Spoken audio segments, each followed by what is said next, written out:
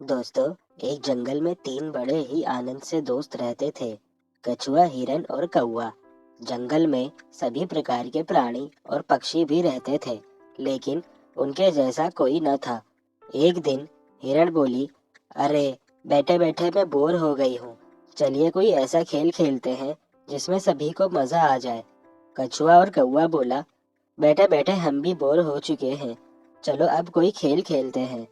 कौवे को हिरन बोली, तुम एक पेड़ पर बैठकर आंखें बंद करके 10 तक गिनती गिनो और हम दोनों छुपेंगे। उसके बाद तुम हमें ढूंढना।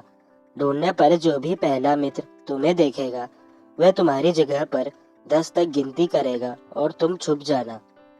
कौवा गिनती करने लगा। हिरन और कछुआ छुपने लगे। इसी तरह खेल चलता रहा। जब खेल खेल कर तीनों मित्र थक गए, तब एक जगह बैठकर बातें करने लगे। उतने में एक शिकारी वहां से गुजर रहा था। तभी उसकी नज़र हिरन, कौवा और कछुए पर पड़ी। शिकारी ने जैसे ही उन्हें देखा तो वह उन्हें पकड़ने के लिए दौड़ा। खतरे का आभास होते ही हिरन और कौवा रफू चक्कर हो गए, यानी कि वहां से भाग गए। कछुए को आभास हुआ, परंतु कछुए की चाल धीरे होने के कारण शिकारी के हाथ लग गया और शिकारी उसे अपने बैग में बांधकर ले जाने लगा। शिकारी मन ही मन खुश हो गया। हिरन नहीं तो कछुआ ही सही, रात का तो प्रबंध हो गया, यह कहकर वहां से जाने लगा। उधर हिरन और कौवा अपने मित्र को ऐसी शिकारी की कैद में देखकर दुखी होने लगे।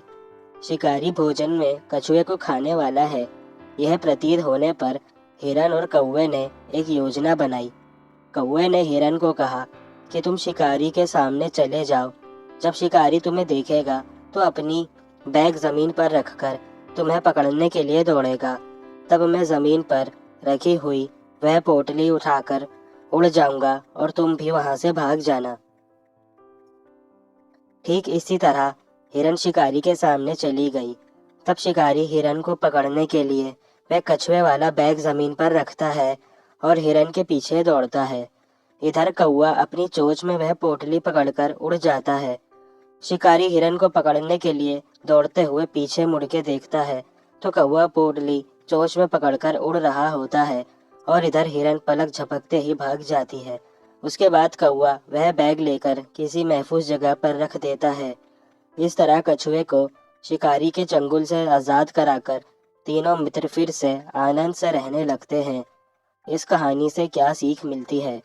इस कहानी से हमें यह सीख मिलती है कि असली दोस्ताना वही जो समय पर काम आए। इसके अलावा इस कहानी में हमें युक्ति की शक्ति भी देखने को मिलती है।